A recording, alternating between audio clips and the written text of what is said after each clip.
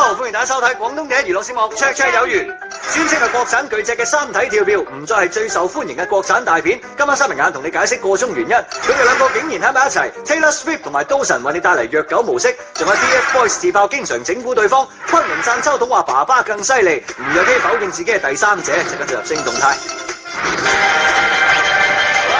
呢個暑期 TFBOYS 主演嘅一部校園科幻網絡劇《超少年密碼》呢，可以話係未播先火㗎嘛。近日記者喺《超少年密碼》嘅開播發佈會上面影到咗黃俊凱、王源、易烊千璽呢三小隻人氣大王。呢個滿屏嘅膠原蛋白呢，真係令人流晒口水嘅。現在就是在準備3周年的演唱會，所以大家接下來會看到我們3周年的一個很好的表演。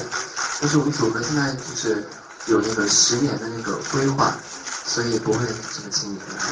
當日嘅活動現場，三位唔單止陽光靚仔、青春逼人，仲處處情商智商雙雙爆標嘅，引得現場陣陣掌聲，可以話係現場圈粉無數嘅噃。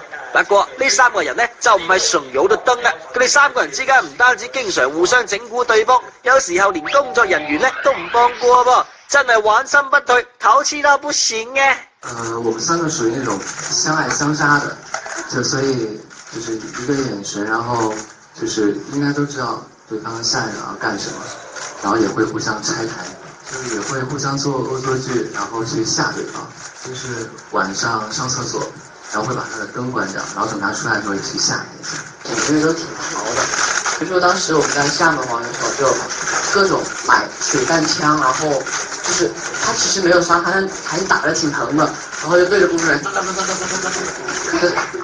呢一部劇將會喺7月11號同大家見面，相信 fans 們早就已經迫不及待咧。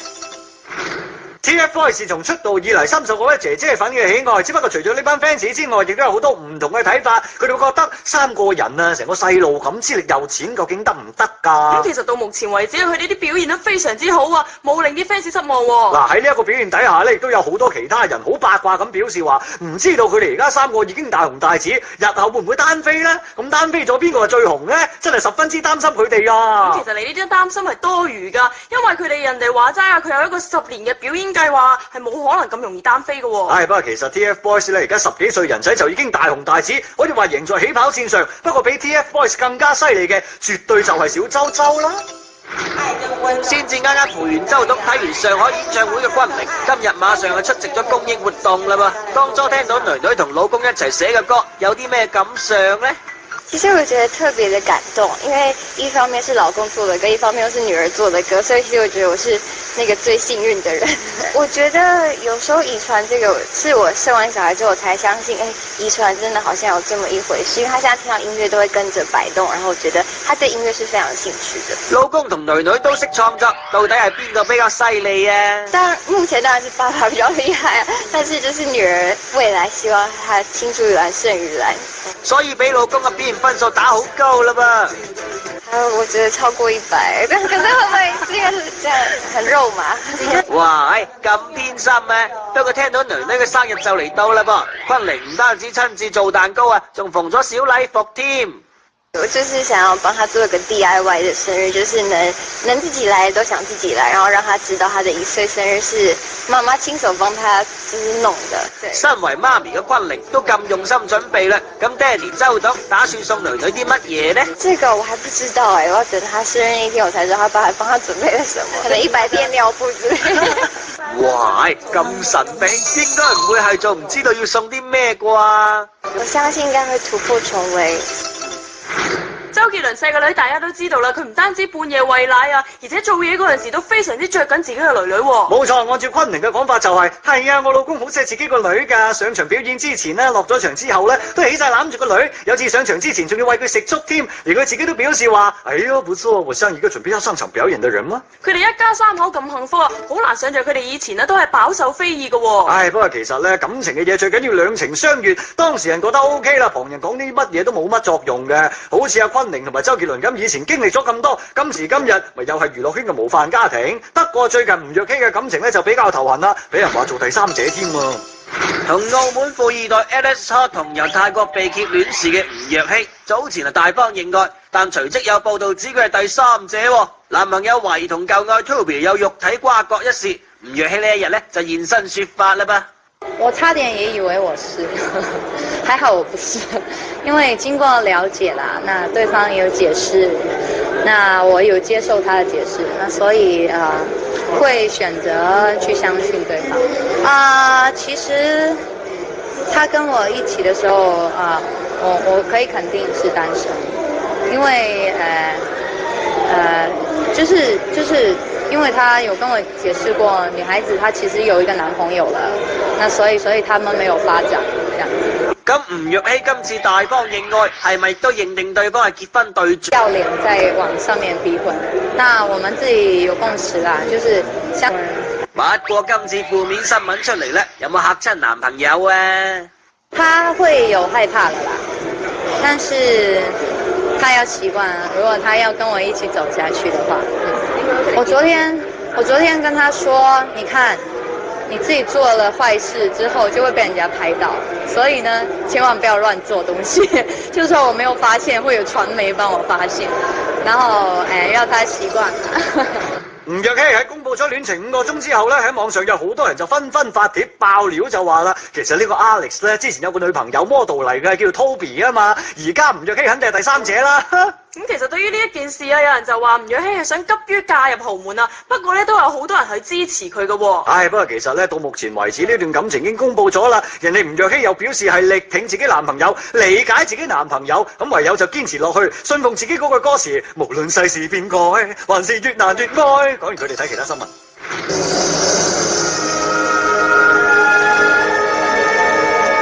以描繪四川奇麗秀美嘅自然風光同埋天府之國人民情懷嘅交響樂作品《感受天府》，近日喺星海音樂廳上演。當晚嘅表演氛圍清風敬豔，單曲爭流，空谷幽蘭，旭野千里，夢迎天府。七彩雲霞6個相對獨立嘅音樂篇章，分別展示咗四川美不勝收嘅山水同埋人文。不過廣東咧向來有自己嘅特色音樂，唔知道我哋嘅四川愛樂樂團點解會選擇嚟到我哋廣東進行演出呢？因為這是我們國家的一線城市，我們要宣傳四川的旅遊，所以我們一定要先到一線城市去推廣宣傳，就是讓外界更多的知道四川，因為四川在外界的認知度，尤其是自然風光還不夠。所以我們選擇了首先一線城市，深圳和廣州是經濟很發達的地方，所以我們選擇在這個地方演出。卓有如記者黃歡歡廣州報導。又一喜事降臨呢！陳妍希同陳曉7月6號呢一日呢，就喺網上 show 結婚證，更加言辭之間表示有一個新嘅生命嘅降臨，恭喜晒啊！真係呢個一定要問一下曾經同妍希傳緋聞嘅古天樂啦噃。呢一日佢同導演杜琪峰、洪黛林同埋林德信等出席首映禮。一向唔中意講嘢嘅古仔呢，就連番恭喜送上祝福啊！不過你哋知唔知啊？同場嘅林德信呢，原來同陳妍希呢已經認識咗10幾年啦噃。很開心，我知道很多外面的朋友不知道，但是我們認識了很久了。我們以前在 LA 的時候是大學的朋友，還有我們以前有一班朋友是很 close。所以我這次聽到他的 wedding 呢，然後我知道他加了我們以前的朋友，也可以一起去，是一個10幾年的friends reunion，所以很開心。今天是公開他就有了baby， 所以我知道很開心呢，很開心呢，覺得他們兩個的baby 會很漂亮的。接連有藝人公布婚事，咁已經同郭可盈包訂郭可頌訂婚嘅洪黛林，咩時候公布婚期呢？婚期啊，其實我自己也不知道到底什麼時候才可以真正到我的婚期，因為一直都有工作在進行，而且一直都有工作在延期，所以因為我一直都是以工作為主的，所以很想把手頭上的工作完成以後再去準備人生的大事，但是現在還不知道真的到底什麼時候才可以去做。講翻電影嘅古仔呢，就多嘢講啦噃。早前佢同鐘漢良嘅一場槍戰戲，就令到玻璃唔小心入咗眼睛，遲翻些少攞出嚟啊，後果真係不敢想像嘅。對，最後一場是跟漢良在那個玻璃天橋上面槍戰的，然後因為那個爆破的問題，有一個玻璃飛進那個眼睛裡面，然後上天之後才發現，已经马上去医院去把它拿出来。拿出来的时候才看到有一个买米饭的又是很小的一颗在眼睛里面，还好就是如果再遲2天就會真的影響呢個眼睛。宇宙天后鄧紫棋阿 Jam 早前就去到泰國旅行，同陽光沙灘玩遊戲啦喎，當然啦，亦都順便 show 翻自己嘅身材啊嘛。上載3點式嘅照片嚟翻一次大解放，連網民們啊亦都大讚佢個好身材噃。呢一日，阿 Jam 就翻返去香港，嚟到中環個超市 shopping 咧，架起超束起頭髮嘅 Jam， 未見佢曬到黑黑地，獨自喺超市入邊遊蕩。收穫豐富嘅佢咧，攞咗成大袋食物離開。唔通之前為咗身材節食收失，show完身材翻嚟之後，就令到自己嘅肚嚟翻個大解放？自從出演咗《花千骨》當中嘅妖魔至尊沙車魔，演員馬可咧就被貼上咗陰柔嘅標籤啦。之但馬可就話啦噃，生活當中嘅佢咧其實係一個硬漢嚟嘅。轉過來，其實我本人就是這樣的，沙車魔被利用的是演出來的，這種呢就是還比較貼，就是還好。日前，馬可現身北京為佢主演嘅電視劇《麻辣變形記》咧宣傳造勢，談及劇中嘅角色，佢用咗傲嬌2個字嚟形容。不過呢個角色咧就唔似沙車魔咁樣係唔允許自己唔靚嘅傲嬌嘅噃，而係爭強好勝，凡事都要爭第一咧。譬如話喺劇中，馬可有唔少嘅飆車戲，為咗呢啲飆車戲，佢狂練咗一段時間，實拍時咧亦都受咗唔少嘅傷。諗下咁爭強好勝嘅馬可，小編我咧真係好期待嘅。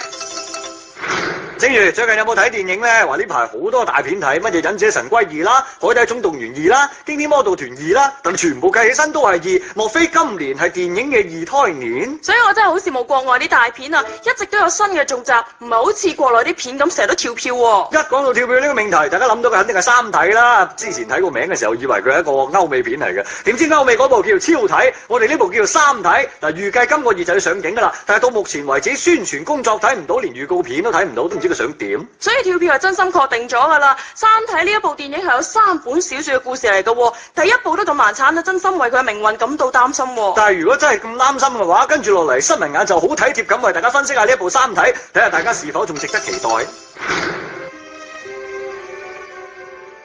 The world of men has changed.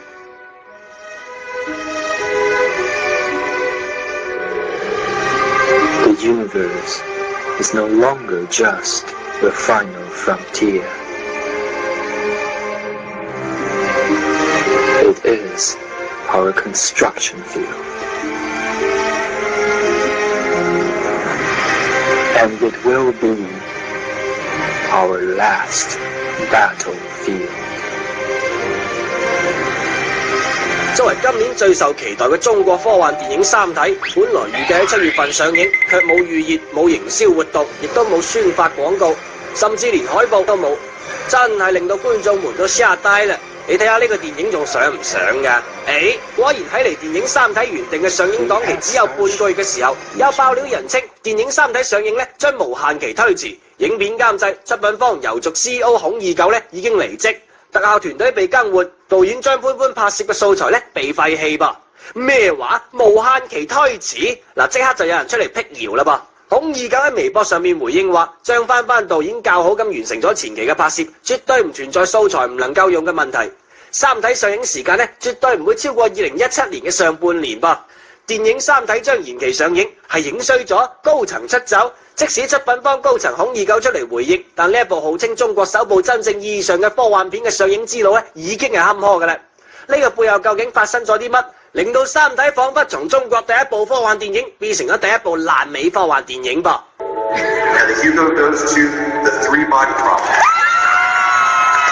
三體原著小說因為奪得世界科幻界最高獎之一嘅雨果獎，而喺中國聲名鵲起。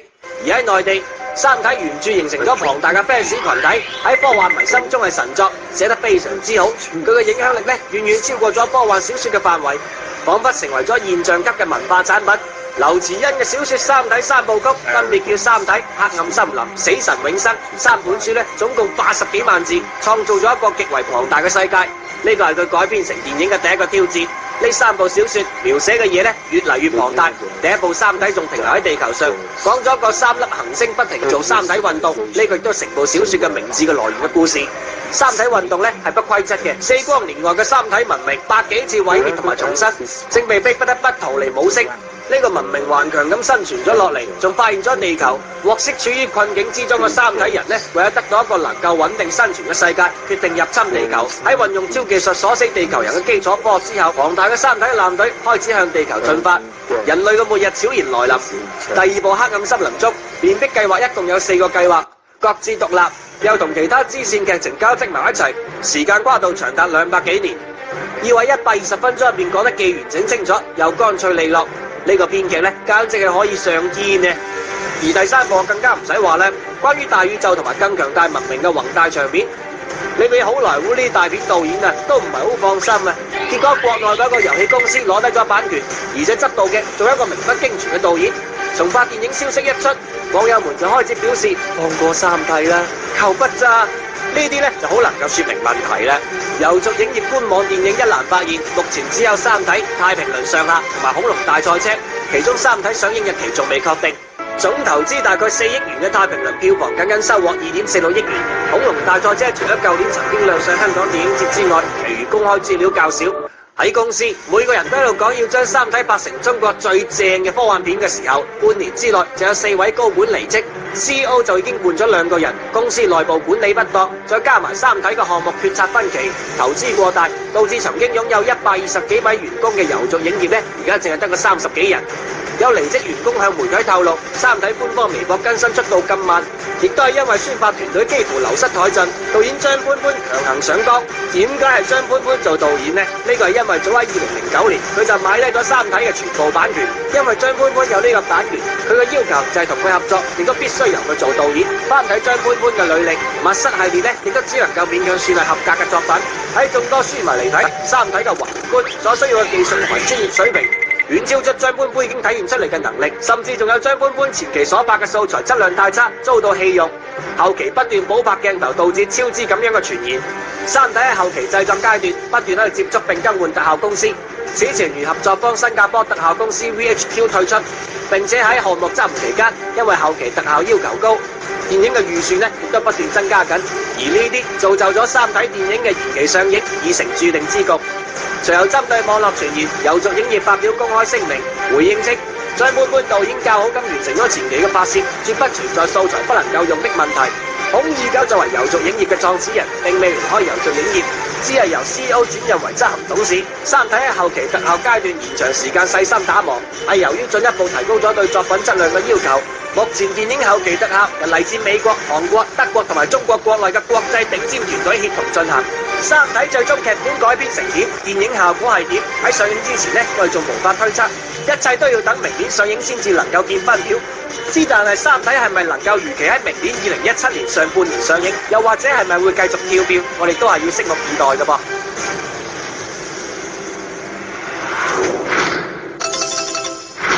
其實電影跳票咧就唔好緊要嘅，充其量咪遲啲睇呢部電影咯，冇理由投資佢一筆錢呢部電影唔上啊嘛。不過若然你錯過咗皇家加勒比郵輪呢個旅行，呢個夏天就好遺憾咯。所以咧可以帶上你嘅屋企人一齊去郵輪玩㗎，因為郵輪上有電影睇，而且可以一邊浸住按摩池一邊睇電影㗎。哎呀，呢個咁美麗嘅設施真係諗起身就不能自拔。咁究竟郵輪上面仲有啲乜嘢精彩嘅項目呢？一齊回顧下。陽光、海浪、俊男美女、5星郵輪，呢一個夏天最正嘅旅遊開始啦！綽綽有餘，而家推出亞洲最大郵輪皇家加勒比國際郵輪海洋學行者號超凡郵輪線路，全港最低價只需要3888，享受超凡海上極限樂趣，娛樂盛宴，百老匯經典演出，合家歡夢工廠體驗樂園，米其林餐廳美食，無限量自助餐任君選擇，15層豪華房間，一次性滿足你對郵輪嘅所有奢華願望。超凡郵輪即刻起航，開啟不同尋常嘅探奇之旅。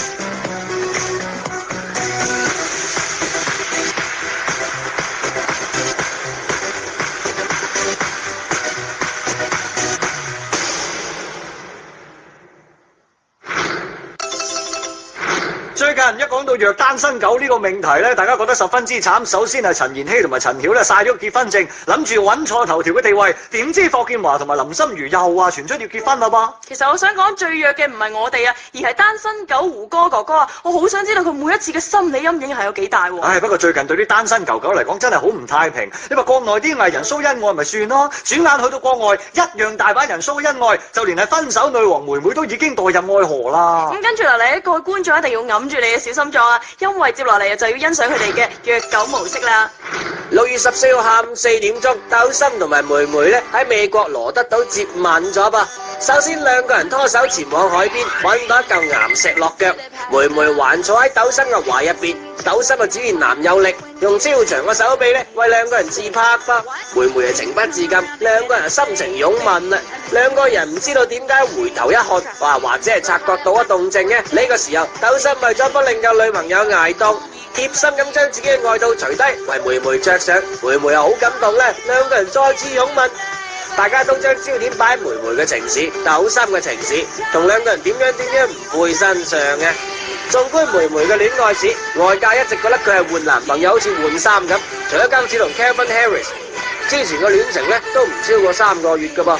根據美國某個八卦網站統計，梅梅交往過嘅男朋友，包括緋聞男朋友在內，一共係23名。哇，呢個數字實在太犀利啦！實際上，真正公開承認戀情、有圖有真相嘅，包括 Calvin Harris 在內嘅，一共有7名。如果再加埋今次嘅竇森，就係第8位啦噃。縱觀竇森嘅情史，就冇咩正經嘅公開女朋友㗎噃。緋聞經常都會有，但硬係都係烏龍。今年5月份，《復仇者聯盟2：奧創紀元》上映之際，就有媒體爆出竇森同星龍女巫伊麗莎白·奧爾森可能處於交往階段噃，但實際上咧就冇嘅。雖然兩個人喺情史上係唔相配，之但係兩個人嘅身份地位咧都係比較相配嘅噃。國民老公算點乜啊？竇森啊，簡直就係全球老公啊！1米88嘅身高，大長腿加灰綠色嘅眼珠，再加埋消瘦嘅面龐，佢係用演莎士比亞劇嘅方式去演每一個角色。中學升入伊頓公學，同威廉王子係校友。大學咧係劍橋，讀古典文學專業。畢業之後咧，又考入咗英國皇家戲劇藝術學院，能夠講英文、法文、希臘文、拉丁文等7國語言。轉睇下梅梅啊，嗱呢10年梅梅獲得咗10座格萊美獎、26座公告牌音樂獎、19座全美音樂獎、6座 CMD 音樂獎等46類大獎，總共271項大獎。梅梅仲創造咗巡演票房總收入達5.8億美元嘅最年輕歌手，本世紀唯一一位擁有5張專輯都超過500萬銷量嘅女歌手。截至目前，梅梅嘅專輯總全球銷量咧達到咗3700萬噃。人哋啊郎才女貌天生一對，輪到你呢個妖怪嚟反對？說什麼？人家郎才女貌天生一對，輪到你這個妖怪嚟反對？嗱，小編唔敢相信啊！呢兩個俊男靚女就咁樣喺埋一齊啦！我不聽，他們都是假的，佢哋係擺拍，我哋唔應承。之但係佢哋兩個人公開之後咧，一路高能虐狗啦喎！喺過去嘅1個幾禮拜，竇森同埋梅梅咧就旁若無人滿世界飛啦，世界巡迴 show 恩愛，約咗各國網友們成面咧。兩個人戀情曝光嘅第2日，梅梅就開住私人飛機帶住竇森去玩啦噃。梅梅又帶住竇森去同阿閨蜜 Selina 嘅演唱會捧場咧。兩個人喺演唱會上面各種抱抱錫錫，並且又開啟談戀愛不如跳舞的模式啊！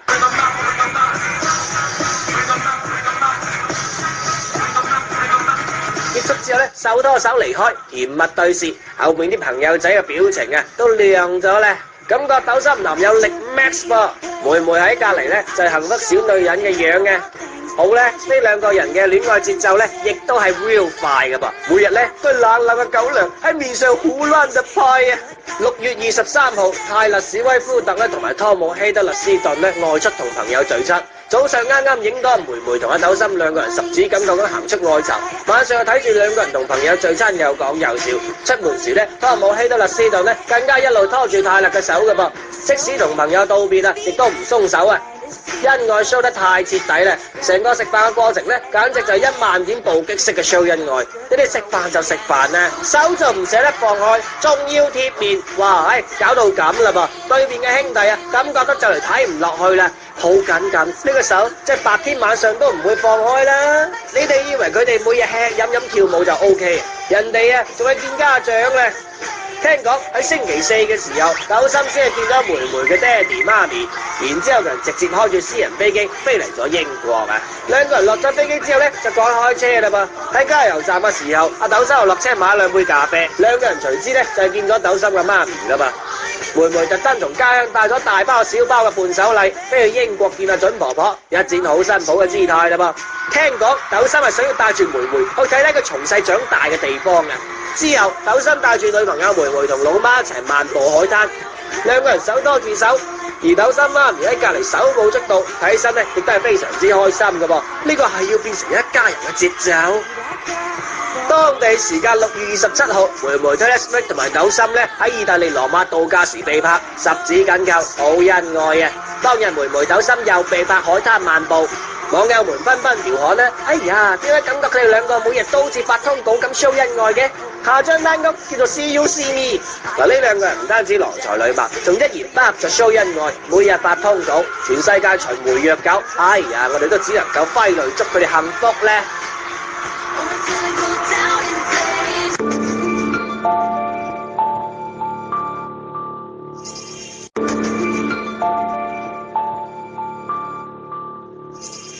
提醒一下大家，我哋嘅卓有餘官方微商城多咗好多美味嘅零食等緊大家購買。若然你又想去郵輪嘅話呢，就可以去到我哋嘅微商城了解情況。只要交咗訂金就可以嗱嗱聲說走就走啦，快啲掃碼啦！好啦，今期節目時間係差唔多啦，更加多娛樂圈精彩猛料可以關注我哋嘅騰訊同埋新浪官方微博同官方微信 @GRT 卓有餘，仲可以關注本台官網荔枝台梅子推送 app 噶。冇錯，跟住落嚟就會有妹妹為大家帶嚟豐富粵港澳演出資訊。我哋廣東第一娛樂節目卓有餘，下期見，拜拜。Big Bang 真係太紅啦，每一次咧妹妹都買唔到飛噶，今次我相信一定可以搶到飛噶，同大家一齊喺現場高聲尖叫。曾經嘅當紅童星張一山實現大翻身，成功轉型，獲得一致好評。新聞眼話你講講佢成功嘅秘笈，北影同埋中戲，你哋相愛相殺乜嘢時候先係翻個頭啊？聽晚19點卓有餘，揾你詳細講講。卓有餘，聽晚見。